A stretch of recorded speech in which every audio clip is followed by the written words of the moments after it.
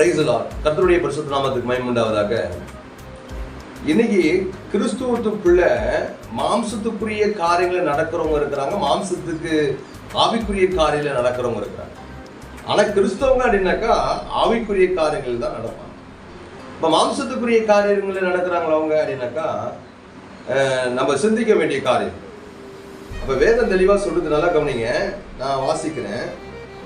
ரோமர் 8ஆம் அதிகாரத்தில் 8வது வசனம் சொல்லுது, மாம்சத்துக்கு உட்பட்டவர்கள் தேவனுக்கு பிரியமா இருக்க மாட்டாங்க.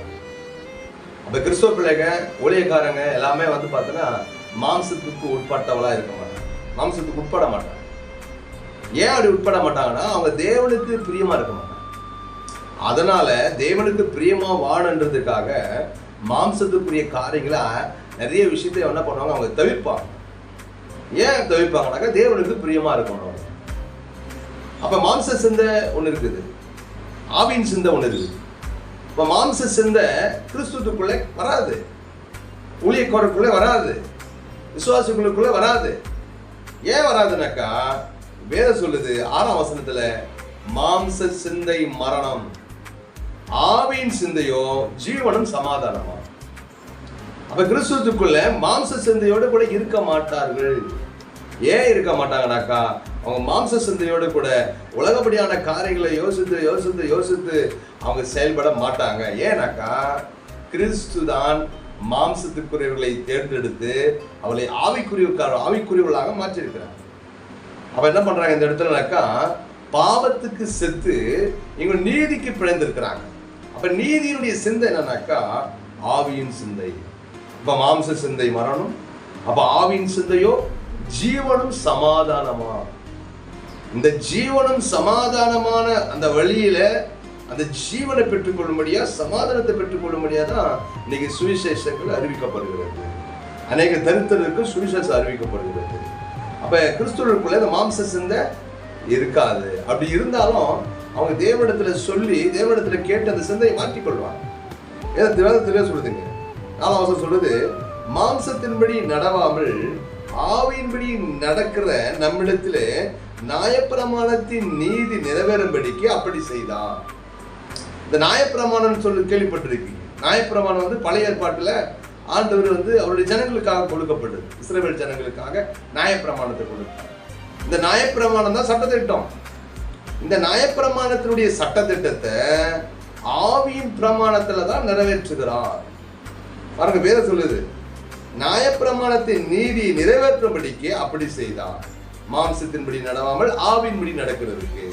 அப்ப மாம்சத்தின்படி அது அந்த நியாயப்பிரமாணத்தை நிறைவேற்ற முடியுமானாக்கா முடியாது. மாம்சத்தின்படியே நான் மாம்சத்துக்குள்ளேயே இருப்பேன், நான் மாம்சத்துக்குள்ளேயே இருந்து அந்த நியாயப்பிரமாணத்தை காரியத்தை நிறைவேற்றுவேன், நான் நியாயப்பிரமாணத்துக்கு இருப்பேன்னா நியாயப்பிரமாணத்துக்கு முடிவாதான் இயேசு கிறிஸ்து உலகத்துல வந்துட்டார். பாருங்க, வேதம் தெளிவா சொல்லுது, அன்றியும் 5வது வசனம், அன்றியும் மாம்சத்தின்படி நடக்கிறவர்கள் மாம்சத்துக்குரிய காரியங்களை சிந்திக்கிறார்கள், ஆவியின்படி நடக்கிறவர்கள் ஆவிக்குரிய காரியங்களை சிந்திக்கிறார்கள். இதுதான் உண்மையான காரியம். இன்னைக்கு மாம்சத்தின்படி சிந்திக்கிறவங்க யாரு? அவங்களுக்கு எல்லாருக்குமே தெரியும். நல்ல ஒரு லேண்ட் வாங்கி போடுவோம், நல்ல ஒரு பெரிய பங்களா வீடு கட்டிட்டு விடுவோம், நல்ல ஒரு கார்டன் அமைப்போம், இப்படி நல்ல இந்த இடம் பார்த்தா அது இன்னொரு இடம் இருந்தால் நல்லா இருக்கும். இப்படி தொடர்ச்சியாகவே அடுத்த கட்ட ஸ்டேஜில் மாம்சத்துக்குரிய காரியங்களையே சிந்திக்கிறது. ஒரு வாங்கணும் இருந்தால் இன்னொரு வாங்கணும். அப்போ இது கிறிஸ்துவுக்குள்ளே வராது, கிறிஸ்துவ பிள்ளைகளுக்குள்ளேயே அது வராது. ஏன்னாக்கா வேதம் சொல்லுது, மாம்சத்தின்படி நடக்கிறவர்கள், வேதம் சொல்லுது மாம்சத்தின்படி நடக்கிறவர்கள் மாம்சத்துக்குரிய காரியங்கள் சிந்திக்கிறார்கள். அப்போ கிறிஸ்தவர்கள் யாருன்னாக்கா அவங்க ஆவிக்குரிய காரியங்கள் சிந்திக்கிறாங்க. எவ்வளோ பணம் இருக்குதுன்னு பார்க்க மாட்டாங்க, பணத்துக்காக தேவைகளுக்காக நான் என்ன பண்ணாங்க, அடிமத்தனத்திற்குள்ள போக மாட்டாங்க, பணத்துக்காக தேவனை மறுதளிக்க மாட்டாங்க. அப்ப இவங்க என்னன்னாக்கா மாம்சத்துக்குரிய காரியம் இல்லை, ஆவிக்குரிய காரியம். எவ்வளவு பணமா இருந்தாலும் தூக்கி ஊழியத்துல போட்டுருவாங்க, நிறைய பேருக்கு உதவி செய்வாங்க, காரியங்களை கட்டி கொடுப்பாங்க, திக்கற்ற பிள்ளைகளை விசாரிப்பாங்க. கிறிஸ்துவ பிள்ளைங்க, ஆவிக்குரிய பிள்ளைங்க. ஏன்னா வேதம் தெளிவா சொல்லுது, மாம்சத்துக்குரியவர்கள் மாம்சத்துக்குரிய காரியத்தை சிந்திக்கிறாங்க, ஆவிக்குரியவர்கள் ஆவிக்குரிய காரியத்தை சிந்திக்கிறாங்க. அப்ப ஆவியின்படி நடக்கிறவர்கள் ஆவிக்குரிய காரியங்களை சிந்திக்கிறார்கள். வேதம் நமக்கு தெளிவா தெரியுது. ஏன்னாக்கா மாம்ச சிந்தை மரணம், ஆவியின் சிந்தையோ ஜீவன சமாதானம். எப்படின்னாக்கா மாம்ச சிந்தை தேவனுக்கு விரோதமான பகை. பாருங்க 7ஆம் வசனம் சொல்லுது. எப்படின்னாக்கா, நம் மாம்ச சிந்தை உள்ளவர்களாக கிறிஸ்தவர்கள் இருக்கக்கூடாது, இருக்க மாட்டாங்க. அப்படி எந்த ஊழியக்காரரும் எந்த விசுவாச பிள்ளைகளும் இருக்க மாட்டாங்க. அப்படி இருக்கிறாங்க அப்படின்றது நமக்கு தேவையில்லை, ஆனால் இருக்க மாட்டாங்க. வேதம் சொல்லுது மாம்ச சிந்தை அது தேவனுக்கு விரோதமான பகையா இருக்கிறது. அதனால கிறிஸ்துவ பிள்ளைங்க மாம்ச சிந்தையோடு கூட இருக்க மாட்டாங்க. சினிமா தியேட்டருக்கும் போவாங்க, அது பாருக்கும் போவாங்க, கடைக்கும் போவாங்க, எல்லா இடத்துக்கும் போயிட்டு சபைக்கும் வருவாங்க. அப்படிலாம் மாம்ச சிந்தையோட கிறிஸ்துவங்க வாழ மாட்டாங்க. ஏன்னாக்கா வேதம் சொல்லுது அது தேவனுக்கு விரோதமான பகையா இருக்குது. அதான் சொல்ற, நல்ல கவனிங்க. இயேசு நாமத்துல அது தேவனுடைய நியாயப்பிரமாணத்துக்கு கீழ்ப்படிய கூடாமலும் இருக்கிறது. நியாயப்பிரமாணத்துக்கு அது கீழ்ப்படியல, அது கீழ்ப்படிய கூடாமலும் இருக்குது. அப்ப மாம்சத்துக்கு உட்பட்டவர்கள் தேவனுக்கு பிரியமா இருக்க மாட்டார்கள். அப்ப கிறிஸ்தவர்கள் மாம்சத்துக்கு உட்பட்டவளா இருக்க மாட்டார்கள். வேதம் தெளிவா சொல்லுது. 9ஆம் வசனம் என்ன சொல்லுது? தேவனுடைய ஆவி உங்களில் வாசமா இருந்தால் நீங்கள் மாம்சத்துக்கு உட்பட்டவளா இராமல் ஆவிக்கு உட்பட்டவளா இருப்பீர்கள்.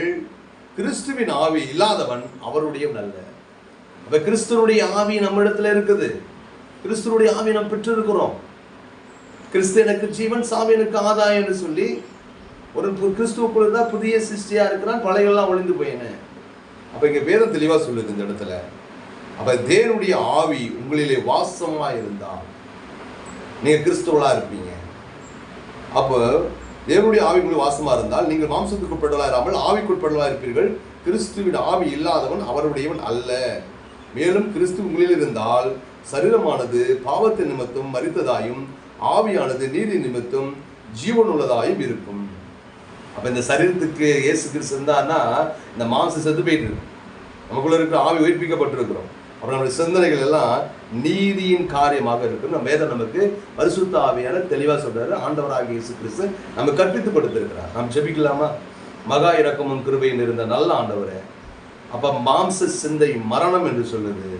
அந்த கிறிஸ்துவா இருக்கிற நாங்கள் உம்முடைய பிள்ளையாக ஆவிக்குரிய காரியங்களை நாங்கள் சிந்திக்கிறவர்களாயும் ஆசீர்வாதங்களை பெற்றுக்கொள்வார்களே மாற்றுங்க ஆண்டவரே. ஆண்டவரே, அப்படிப்பட்ட குணாதிசயங்களுக்குள்ளே தங்கட்டும். மாம்ச சிந்தைகள் முற்றிலுமாக எங்களை விட்டு அப்புறப்படுத்துங்க ஆண்டவரே. உம் நாம மாத்திரம் மையப்படட்டும். கர்த்தராகிய இயேசு கிறிஸ்து பரிசுத்த நாமத்தில் ஜெபிக்கிறோம் நல்ல பிதாவே, ஆமென்.